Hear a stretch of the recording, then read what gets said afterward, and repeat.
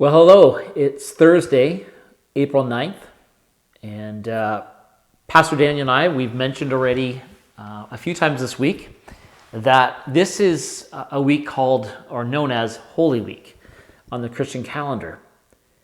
It begins on Palm Sunday, and it takes us right through to Good Friday to Saturday, when Jesus is still in the tomb, and that's where the Holy Week finishes. And then we, of course, will celebrate on Easter his resurrection. Now, each day beginning this past Monday, we've been looking at the events that took place during this last week of Jesus' earthly life. Pastor Daniel mentioned yesterday, which was Wednesday, that the Bible doesn't mention much of what Jesus did that day. We read that Jesus and his disciples, they stayed in Bethany. We don't read of them venturing out anywhere. It's a pretty quiet day, which is generally referred to, or why it's generally referred to as Silent Wednesday. But come Thursday, the intensity of the events really begins to pick up.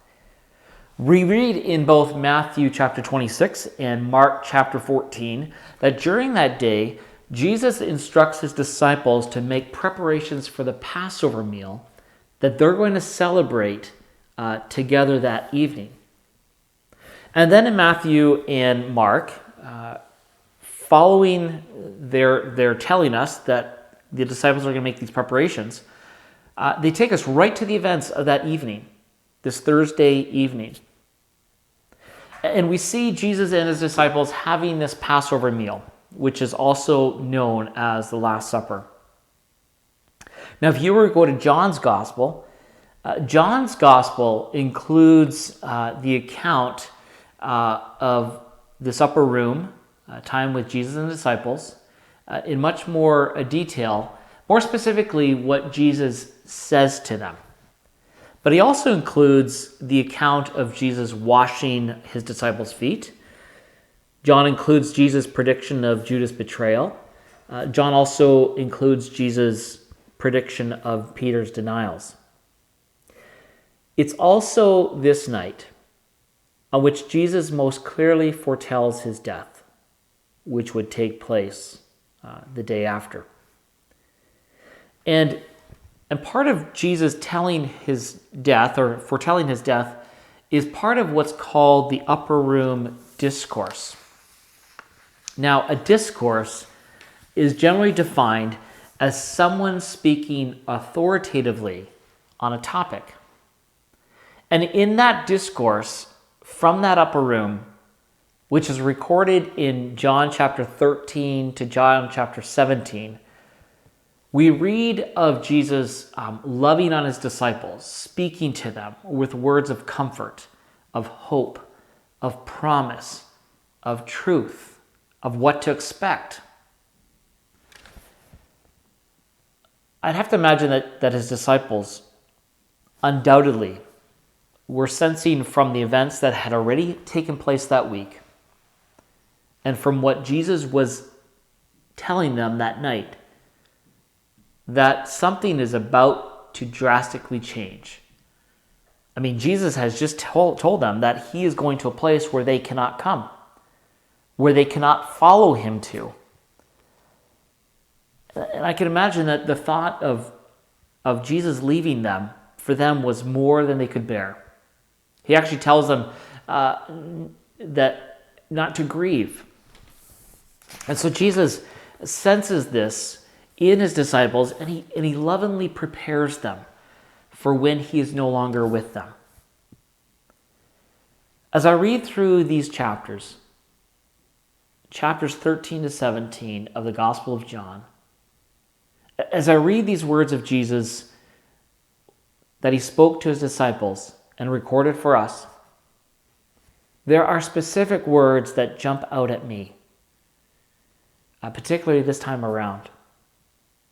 John chapter 14, verse 1, we read these words of Jesus. "Do not let your hearts be troubled. Trust in God.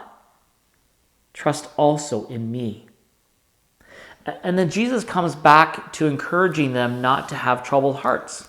I want to read these verses for you from verses 25 to 27. Jesus says, "All this I have spoken while still with you. But the Counselor, the Holy Spirit, whom the Father will send in my name, will teach you all things and will remind you of everything I have said to you. Peace I leave with you. My peace I give you. I do not give to you as the world gives. Do not let your hearts be troubled, and do not be afraid." My peace, Jesus is saying. My peace I give to you. It's a common Hebrew greeting. But Jesus uses it here in an unusual way. What Jesus is saying to his disciples about giving them his peace is that what he's about to do, through his death on the cross, the redeeming work that he will achieve, that for all who believe and trust in him for salvation, what it will bring is a sense of total well-being, an inner rest of spirit, which comes from being in fellowship with God. That's the peace Jesus is telling them about. The peace Jesus is telling them about is not something we can merely long for or wish for or hope that it will happen. Jesus' peace is real and it is present. And that's the kind of peace we can know. Today, you and I are living in the midst of a pandemic. We've seen how it's caused widespread fear. Normally calm and reasonable people have suddenly been seized by an overwhelming urge to prepare themselves far beyond their normal shopping habits. I mean, there are fears of national emergencies as our medical facilities are being pushed to the limit.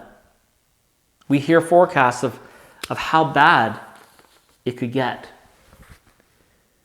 But in the midst of this, the Lord invites us. The Lord invites us, his people, to come boldly to the throne of grace, that we may obtain mercy and find grace to help us in the time of need. He already knows our need, and he has declared that before we call, he will answer, and while we are yet speaking, he will hear. That's in Isaiah chapter 65. Psalm 107 verse 6 says, "Then they cried unto the Lord, and in their trouble, and he delivered them out of their distresses."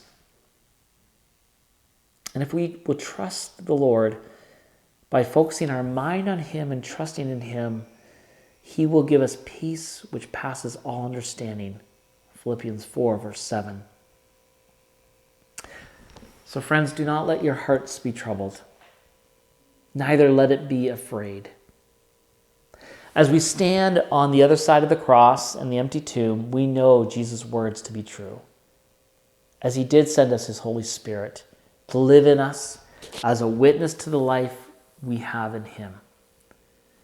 So may God indeed fill you with his abiding peace. The Lord be with you.